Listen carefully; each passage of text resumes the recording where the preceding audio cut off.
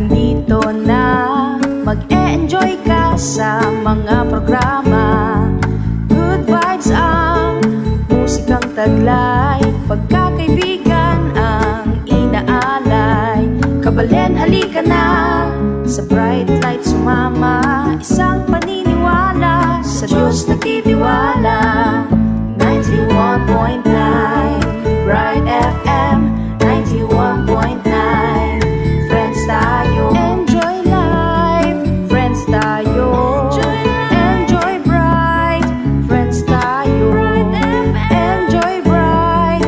Friends tayo, enjoy life. Friends tayo, enjoy life. Friends tayo, enjoy bright. Friends tayo, Bright FM.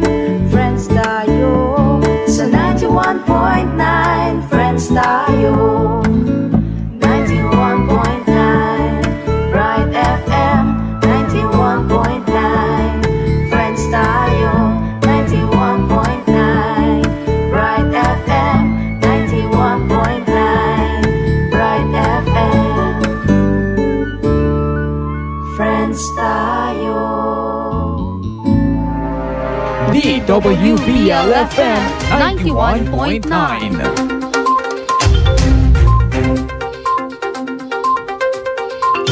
Maya paabag kakaluguran, ini po ing Public Service Advisory ning kakatamong radyo, ing radyo ning Archdiocese ning San Fernando, Pampanga, DWBL 91.9 Bright FM. At ako po ichinchinnugid ing kayong kakaluguran, akayan tabe po nganing kaorasan. At kakaluguran atin tamo po nga bisita nganing kaorasan na iti at ipakilala tayo po. At ditak pa mo pong intro kening kay katamo nga isyong pisabyan ngani pong kaorasan. At kayagnan pin nga dalung o itang daing dapo rening kay katamong memalen. King sumangirang pamagtas ning presyo daring panyaliwan.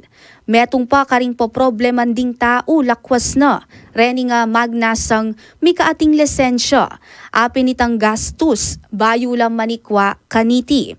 At sa umagang ito ay makakasama natin ang ating Pampanga 4th District Representative na si Dr. Ana York Bondok na nanguna po sa pagsasagawa ng investigasyon ukol sa nasabing magastos na pagkuha ng lisensya ng mga bagong driver o itang ausan tamo pong gintong lisensya. At pinandit po akasabi tayo po iningge katamong 4th District Representative Dr. Ana York Bondok, kabang samasande po rin kay katamong technician, ining kay katamong pong signal, uling akasabi tayo via Zoom po. At abayo po yan, agkatanda kayo pa mo po na makiyabe kaya ni pong kay katamong pisasabyan at ibiye po rening text line numbers. Para po sa Smart, 0918-351-8282. Muli, 0918-351-8282. Para naman po sa Sun Cellular, 0942-357-4268. Muli po, 0942-357-4268.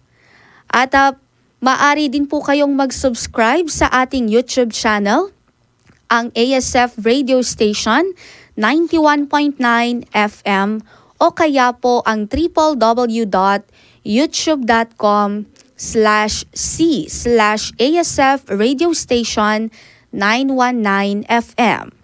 Muli po ang www.youtube.com/c/ASF Radio Station 919 FM.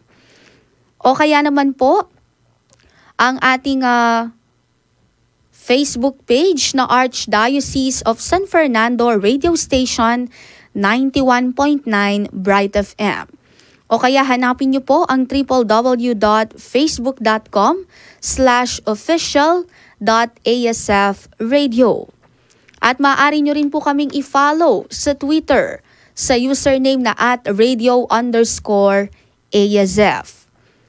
At meron din po kaming Instagram account. Ito po ay may username na @ASF_radios. At para naman po sa advertisements, you may send your inquiries sa asf.radio.mktg@gmail.com.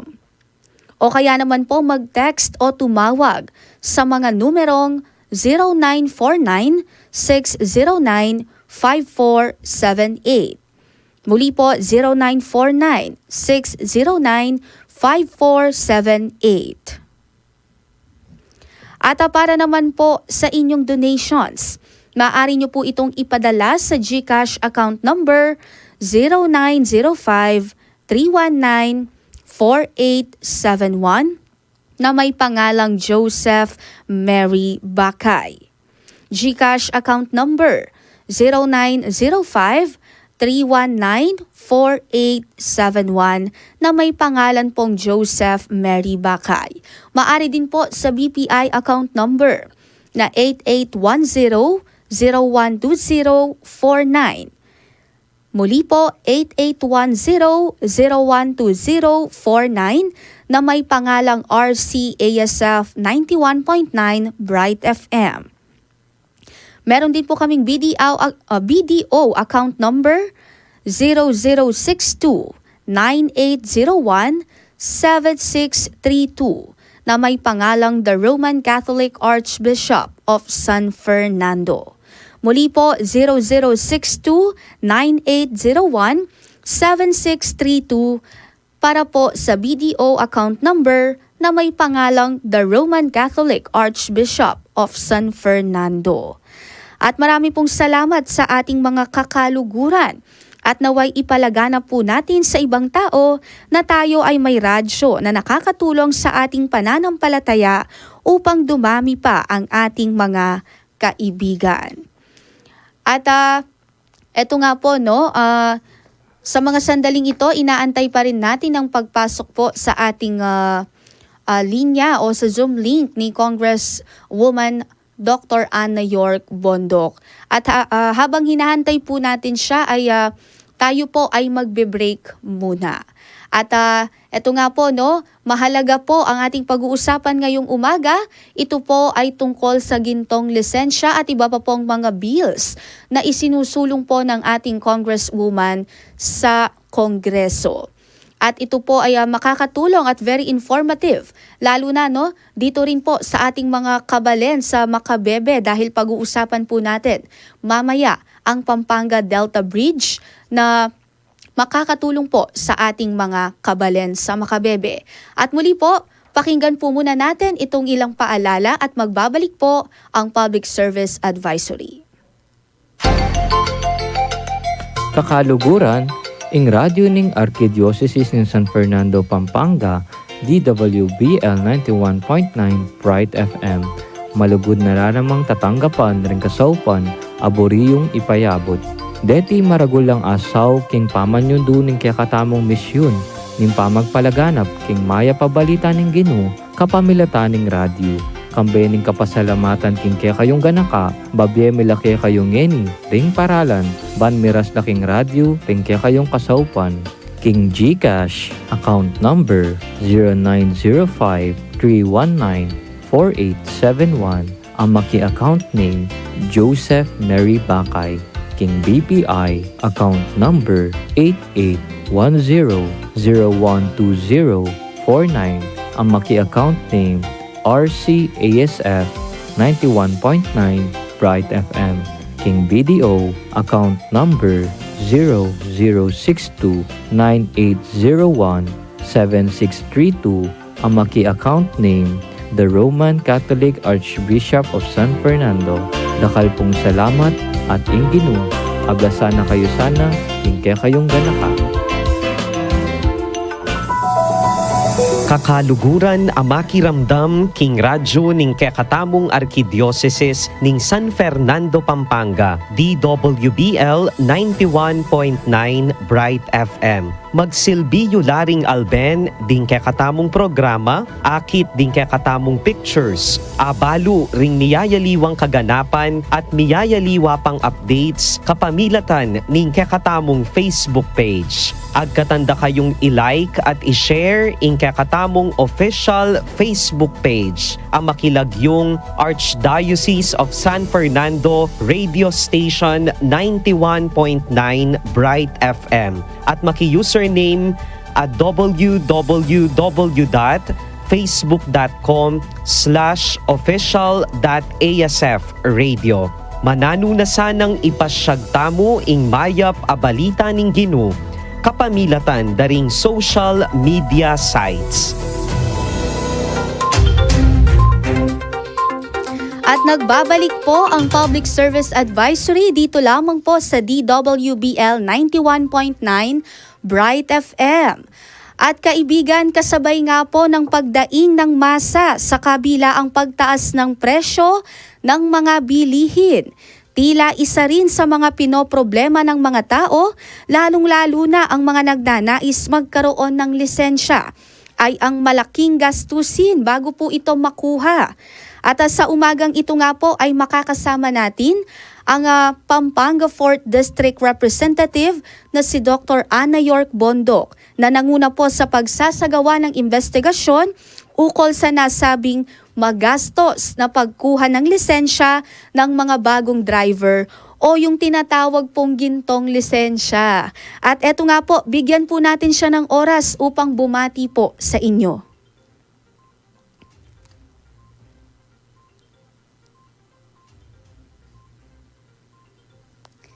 Hello everyone, good morning. Good morning po, Congresswoman. At eto nga po, para po sa kaalaman ng ating listeners, ano po ba itong tinagurian ninyong gintong lisensya?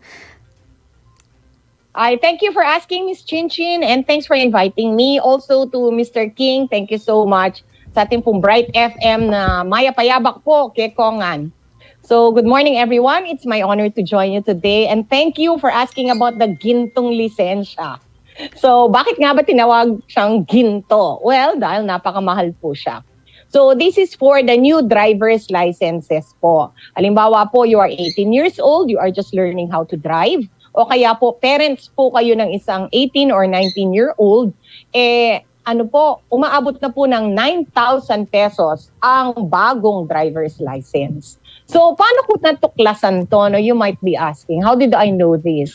Well, it started kasi po may tatlo po kaming empleyado na bata. They are 22, 23.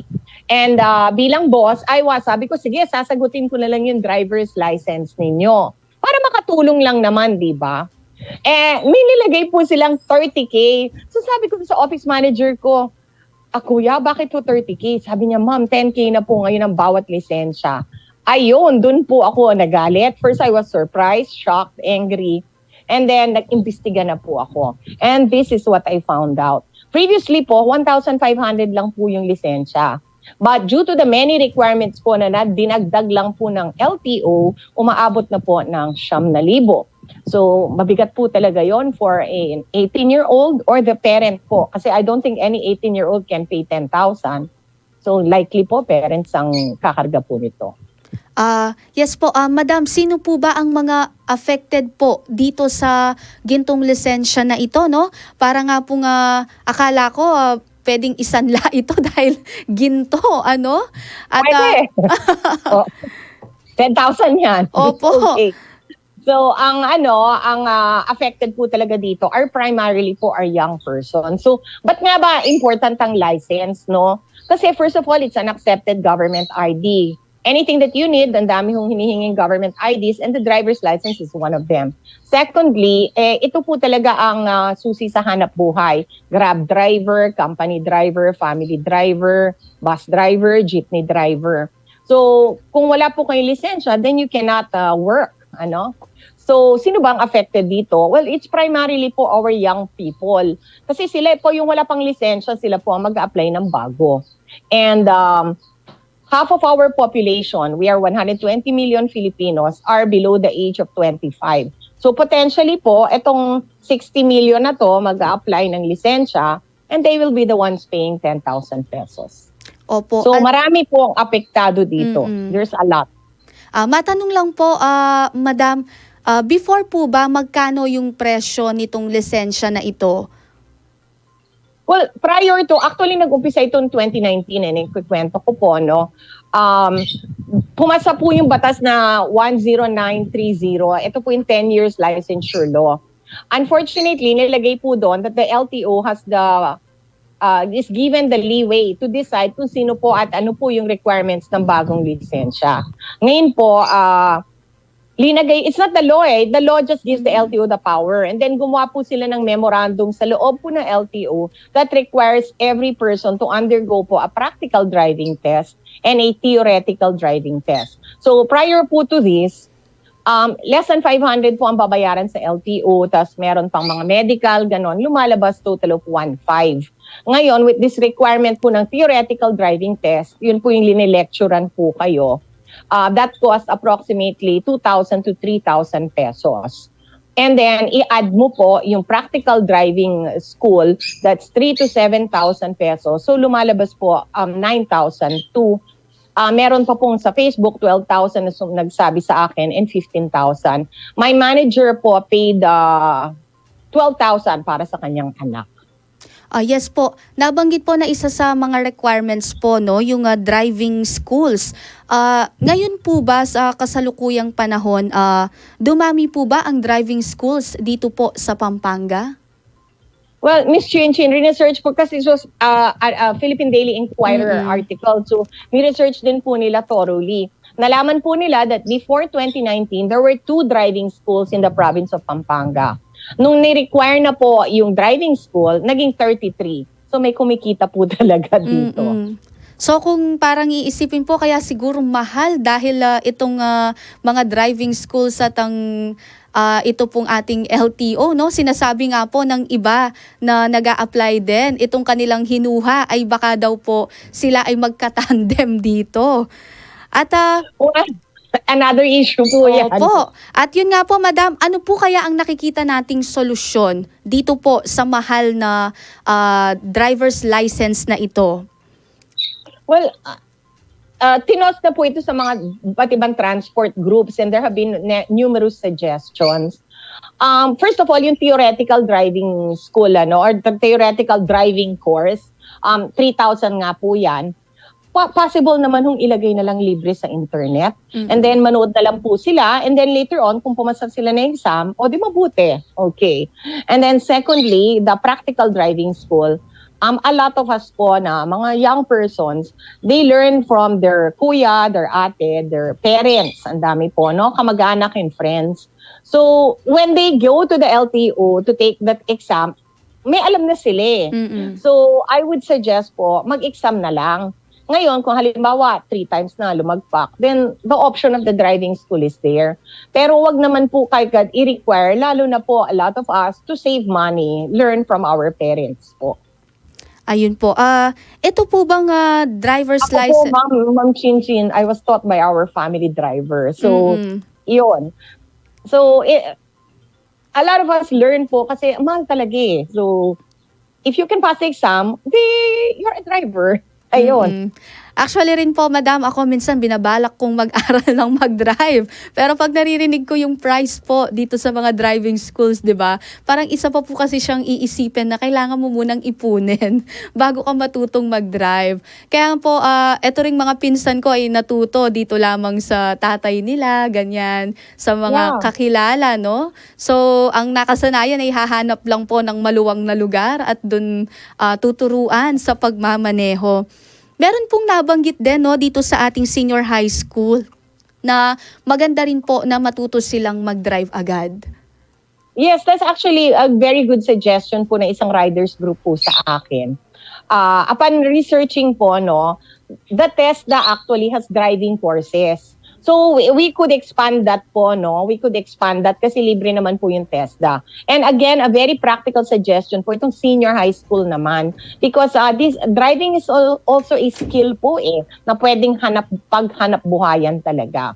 And it is a life skill. So if every senior high school student would go na po at learn in their school, they all save 10,000 pesos na po. So yes, I would agree with the senior high school po. Opo. At palawakin po yung TESDA. Opo.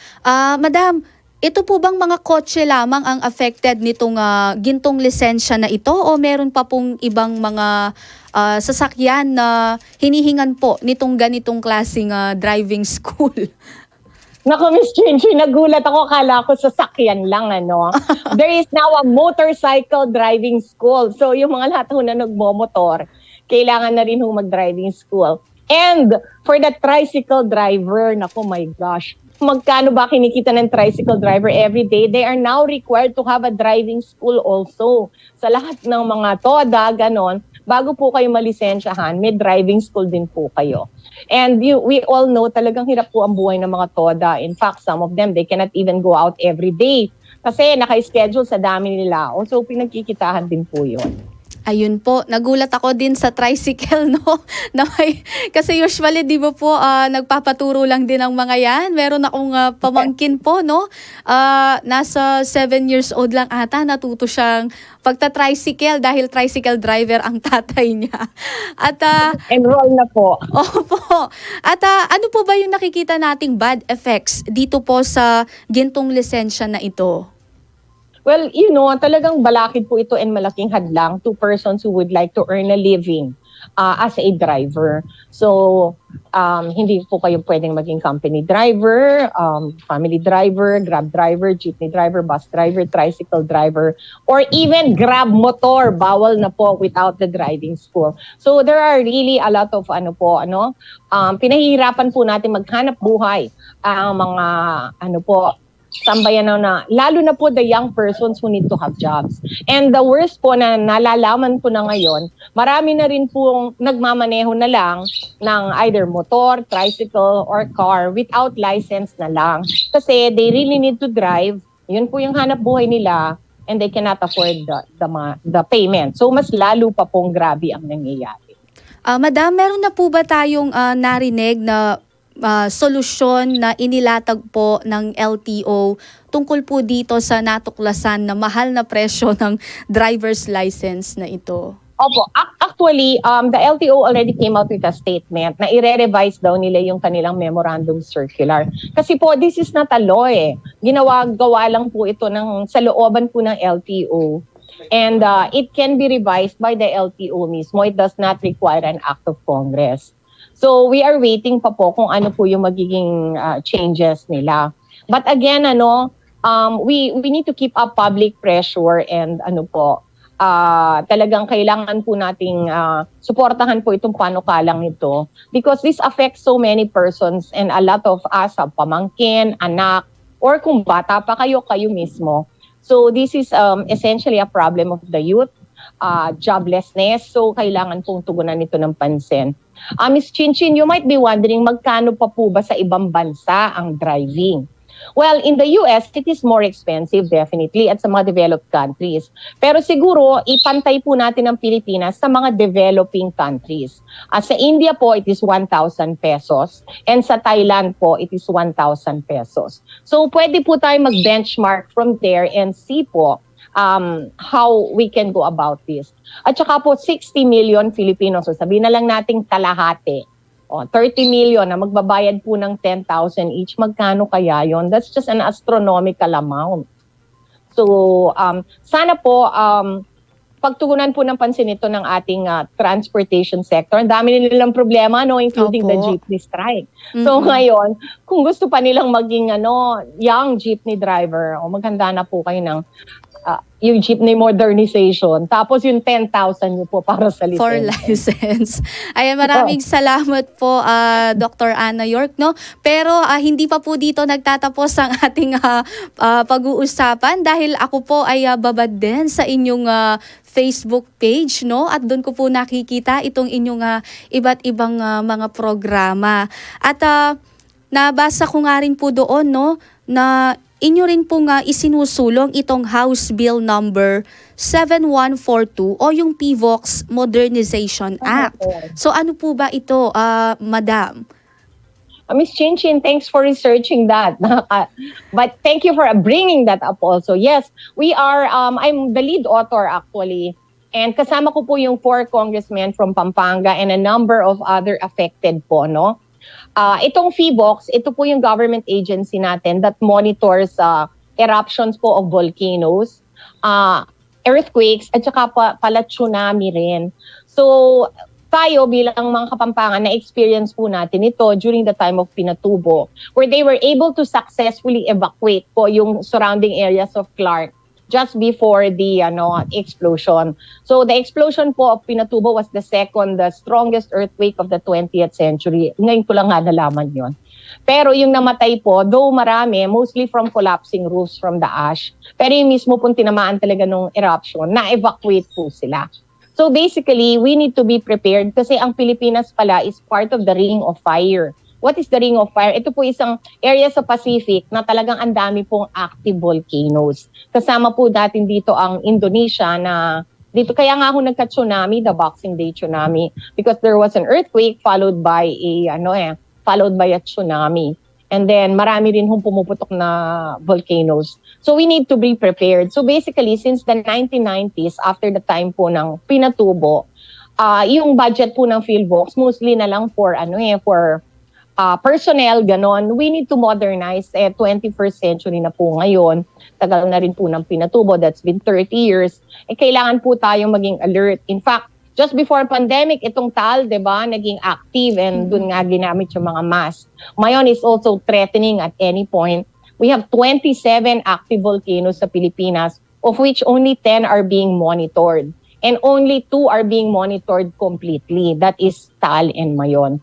So, kailangan talagang i-modernize na yung mga gamit, ang mga trainings at mga personnel po talaga ng PHIVOLCS. Para tayo ay maging PHIVOLCS, laging handa. Ayun. Opo, sa kasalukuyan po ba, kumusta ang kakayanan po ng PHIVOLCS pagdating po sa pagbabantay? Dito nga po sa aktibidad ng mga bulkan, earthquake, pati na rin po itong ating mga tsunami at iba pa pong natural calamities. Well, talaga, no? As we have seen from Turkey, kailangan talaga, we need to be alert. We need to recognize na the Philippines is hindi lang Ring of Fire, meron pa tayong 100 active earthquake faults.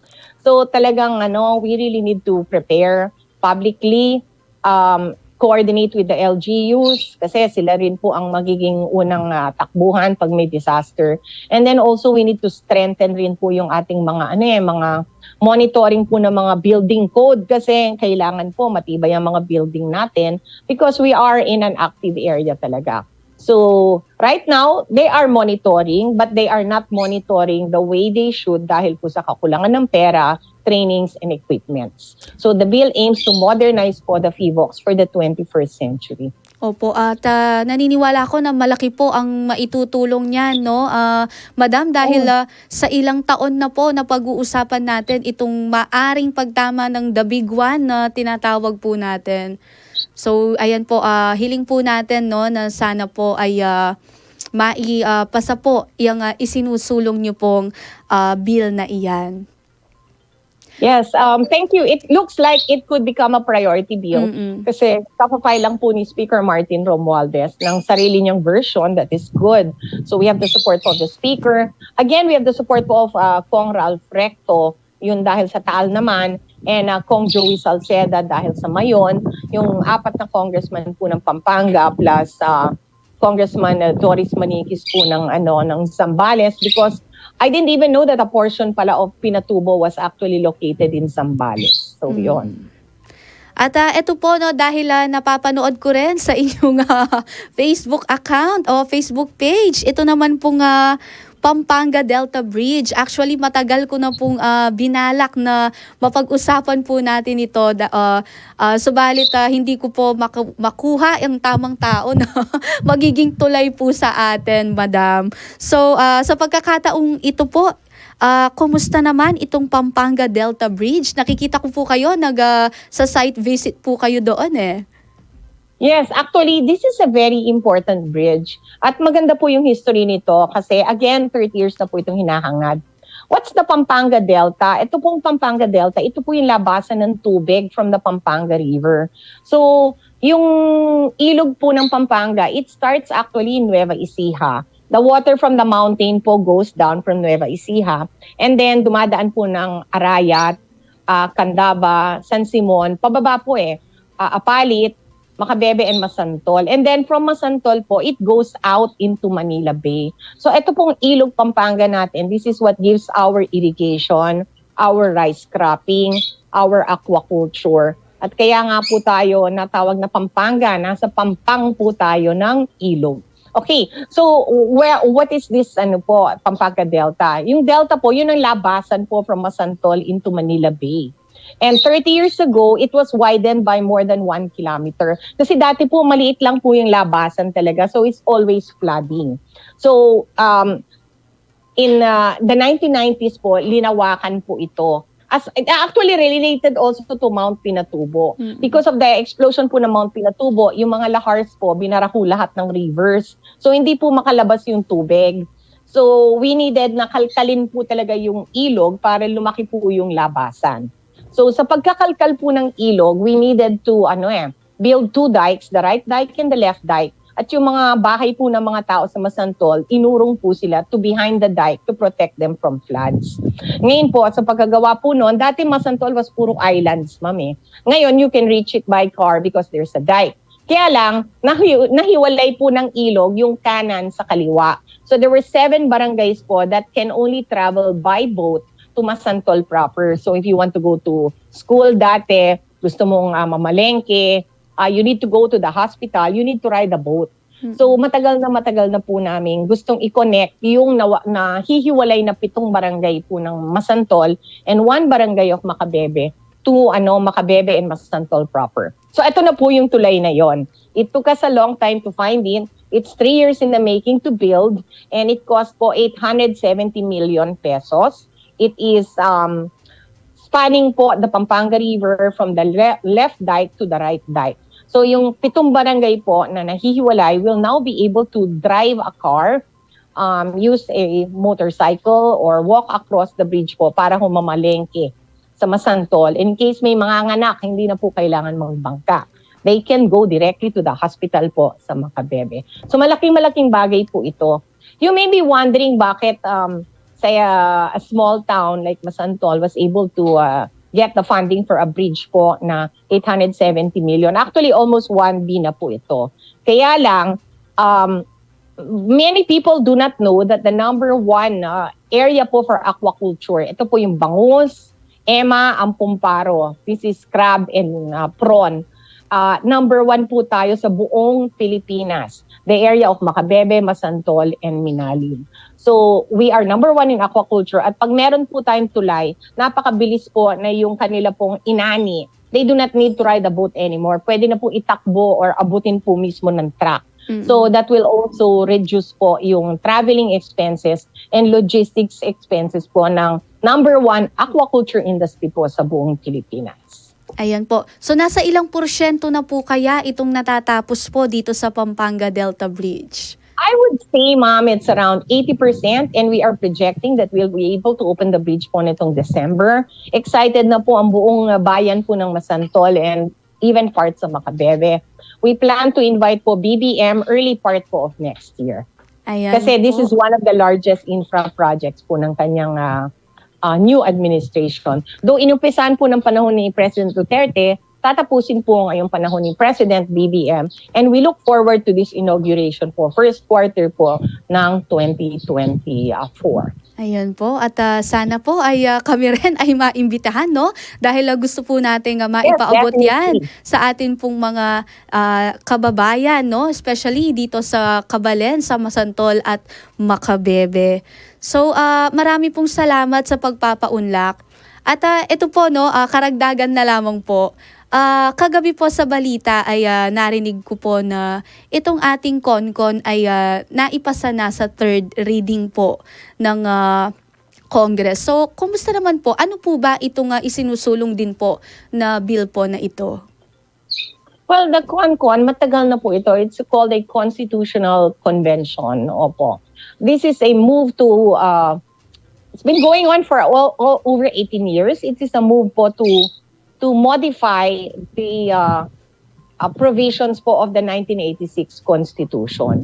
The 1986 Constitution was promulgated po or pinasa using a delegates, Constitutional Convention delegates. And they made the present Constitution of the Philippines, which we are still using today. Kaya lang, marami na rin pong outdated, marami na rin pong kailangan palitan, marami na rin pong kailangan i-modernize po sa ating Constitution. And this CONCON, hindi lang po there is actually general agreement that we need to modify the Constitution. Ang issue na lang po is how to modify it. Kasi po, some people are saying to save money, appoint na lang po yung mga congressmen. Yung iba naman, ayaw po nila kasi baka daw self-serving ang gagawin pong mga panukala. So they would like them to be elected. So definitely there's a need to modernize our Constitution. Kaya lang po, kailangan pag-usapan what needs to be modernized and how, what is the process po that we will go about it. So ano po yun ba po yung yun. mga nakikita nating advantages po dito po sa bill po na ito? Well, one of the advantages is that we get to talk about yung economic provisions. Yun po talaga yung gusto. Then again, ako po, I'm very interested in federalism. That's why I voted for President Duterte. Because yun po yung niya eh. And then I also voted for Robin Padilla, Senator, because he's interested in federalism. What is federalism? Federalism po is yung mga income po ng bawat region or bawat probinsya, i-retain po natin and we will use it among ourselves. Tayo po sa Central Luzon, if we are allowed na tayo po yung mag-chart ng gagawin natin sa ating ekonomiya instead of relying solely on the national government, marami po tayong ma-achieve kasi talagang bubulusok po ang growth dito sa Central Luzon because we have an airport, we have ports sa Subic, we have ports sa Aurora, yung west and east, we have major highways, we have Clark, we have the number 1 aquaculture po dito sa Pilipinas, we have rice growing. Central Luzon is a growth area po talaga. And if we are allowed po na through federalism to take care of our budget and keep the money that we earn, talaga pong uunlad po yung Central Luzon. So that's one of the things that I would like to see discussed po. And then included din po dito would be very interesting to discuss would be electing senators by region kasi ang hirap po talagang tumakbo na senador sa buong Pilipinas. And there's also the question of the party list groups na medyo po naabuso na rin. So nabanggit na rin po ni Senator Padilla that he would like to make a move to modify, scrap or even modify po the party list provision po sa Congress. So lahat po yan pwedeng pag-usapan during a constitutional convention. And 1986 is a long time. Maybe it's time to revisit po certain aspects. Pero again, we have to be very careful, Ms. Chinchin. Opo. Kasi hindi lang naman po maganda lahat ng mga changes. Meron din magpupush po ng mga changes that would benefit certain groups and sectors. So we need to be also very cautious about that. Kasi once we open the door, any change can be made. So, kailangan po, pag-usapan din po natin yun ng mabuti. Opo. At naniniwala po ako na marami pong considerations po ang maisasali naman po if ever na matuloy nga po itong Constitutional Convention. Marami pong salamat, Congresswoman Dr. Ana York Bondoc sa pagpapaunlak nitong panayam pong ito at nagbahagi ng importanteng impormasyon at kalinawan po sa ating listeners. Kayo po ba ay may huling mensahe po sa ating mga tagapakinig? Ms. Chinchin, thanks so much for inviting us sa lahat po na nakikinig ng 91.9 Bright FM. Ito lang po, balikan po natin yung gintong lisensya. It is very important for young persons. At sana po magtulungan po tayo para yung gintong lisensya maging lisensyang abot kaya. Opo. At ayun nga po, nabanggit nyo na ito ay talagang anti-poor dahil ang affected po dito itong ating mga kababayan na minsan po, di ba, alam natin na kukuha lang ng lisensya nanghihiram lang po sila or ang tagal nila itong pinag-iipunan. So marami pong salamat Congresswoman Dr. Ana York Bondok at sana po ay sa mga susunod pa ay tayo ay mabigyan ng pagkakataon upang linawin at magbigay po ng impormasyon tungkol po sa iba't ibang programa at proyekto para po sa Pampanga at sa buong Pilipinas. Thank you so much po.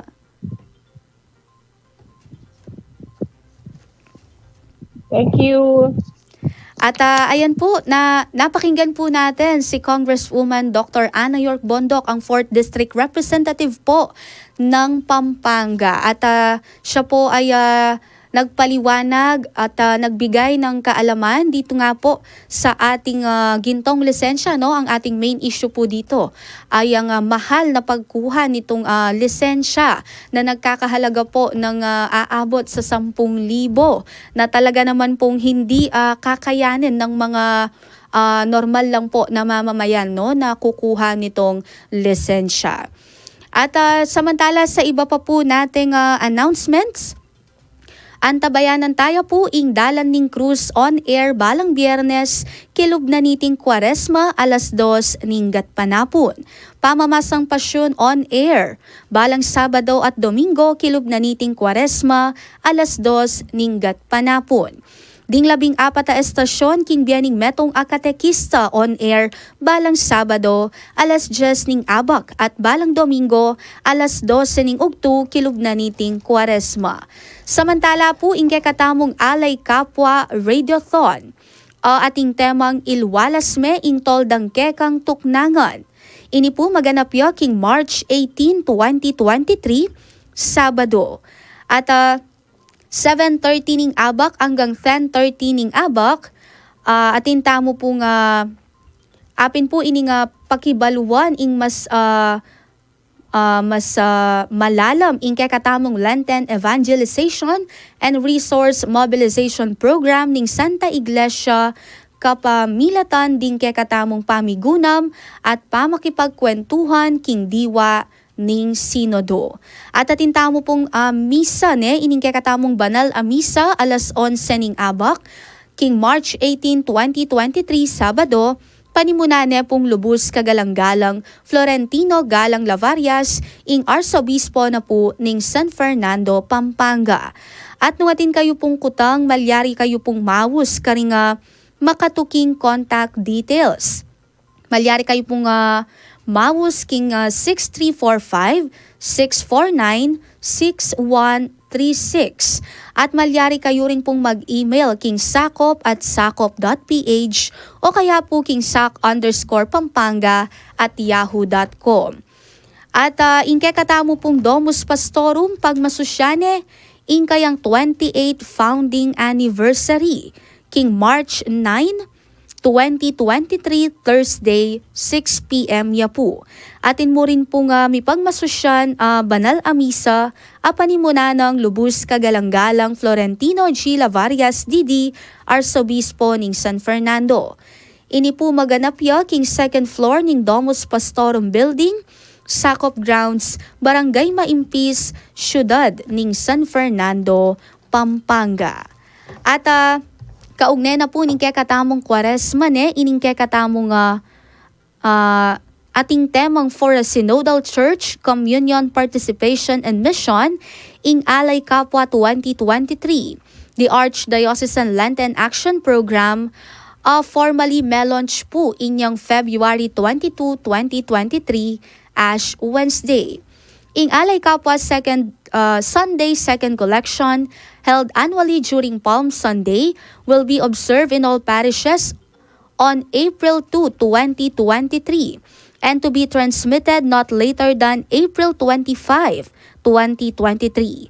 Alay Kapwa envelopes will also be distributed in parishes, shrines, and other institutions in our Archdiocese. Likewise, Alay Kapwa cans o retapong coin banks will be distributed among participating families, schools, business establishments, government and non-government organizations in some parishes. At para po karetang kukutang nung no karinla po misasao pre nga pondong alilikom during Alay Kapwa Sunday second collection, reni po mipanyaw pla para po king pamag fund raise ne, kareni nga 500 scholars na puning sakop and educational privileges in college for poor students for school year 2023-2024. At iniya naman pong health and medical assistance, amamya pong access king quality healthcare services through referrals, karen pong doctor, clinic, and hospital partners. At iniya naman pong partnership projects, kambena po ning KDF, through Operation Smile, Antimurin king ABC Global Health for assisting in the prison apostolate, regular medical consultation to 5 integrated community organizing communities in coastal and urban poor settlements. At inya naman pong emergency relief assistance, kareni naman pong disaster-prone parish communities. Antimurin po king national, mamyaya po iting kasawpan. At ayan po, suportahan tayo po iningke katamong Alay Kapwa Sunday Second Collection, Antimurin ingke katamo pong Radiothon king daratang March 18, 2023, Sabado. At para naman po karing aliwapang programa nganing Aldo, antabayanan tayo po ing 10:30 a.m. Rosary, 11 a.m. Misa king Radyo, 12 noon Kwentuhang Katoliko with Reverend Father Ramon Torres, 3 p.m. Chaplet of the Divine Mercy and Litany of the Saints, 3:30 p.m. ing replay na po ning Kwentuhang Katoliko with Reverend Father Ramon Torres, 5:30 p.m. ing Tuesday Novena to Saint Anthony of Padua, 6 p.m. ing kakatamong Barkadahan kay Kristo with Reverend Father Joseph Mary Bakay, Sister Lori Lee and Sister Bass Guevara, 7:30 p.m. in Crusada Season 4 with Reverend Father Joselito Among Tok Vital. At bukas po March 8, Wednesday, antabayanan tayo po ing 6:20 a.m. Mass live from Santo Niño Parish, Santo Niño City of San Fernando, Pampanga. 8:30 a.m. Kasangga at Kalusugan. 9 a.m. po ing kekatamong Public Service Advisory, kaya be po i-Reverend Father Marvin Sinlao para po king 28 founding anniversary ning Domus Pastorum. So antabayanan tayo po bukas ne, uling atin niya pong importanteng anunsyo i-Reverend Father Marvin Sinlao. 11 a.m. po ing kekatamong Misa king Radyo. At pugayan tala po rin ing kekatamong Facebook viewers. Good morning po kang Jessie Buan Puga, kang Daphne Kate Honrejas, Ofelia Pangan, Carol Dizon, Clarice Joyce Peñaflor, Jose Pagio, Mimoy Enriquez, Vincent Co, Lilet Domingo Salice, Marites Mocoro, Prince Ejercito, Ronnie M. Francisco, Dylan Yer Nagnasnal, at kang Janina Marie Ong Galicia, Linda Anicete David, Nald Sananyo Leoni David, ang kang Dina Kismundo Virginia Onsay Oreste, at kang TCFS Kappa. At iba't po kang Linda Anicete David, good morning kakaluguran, antimuri ni Ofelia Pangan at Teresita Yosu Iko. Ayan po, payabot da po ing karelang pamamugeng mayap aabak. At dakal pong salamat kakaluguran king pamanantabe po kaya ni king kekatamong Public Service Advisory. At dakal mo naman pong salamat king akayabe tamo king abakaiti i-Congresswoman Dr. Ana York Bondok king pamamye pong oras ban kanita. I-explika ining mesabing resolusyon. Mag-imbestiga mo naman po kening gintong lisensya at kapanayan tamo po ing mika masalese pakibat po dikil kaniti. At antimurin ne ing pamagalahad na po karening miyaliwang impormasyon karing programa at proyekto akaya pong panimunan. Dakal pong salamat kakaluguran pasibayo chinchinugid po mimingat tamo po. DWBL-FM 91.9. Feel at home tayo dito. Enjoy life at Bright FM.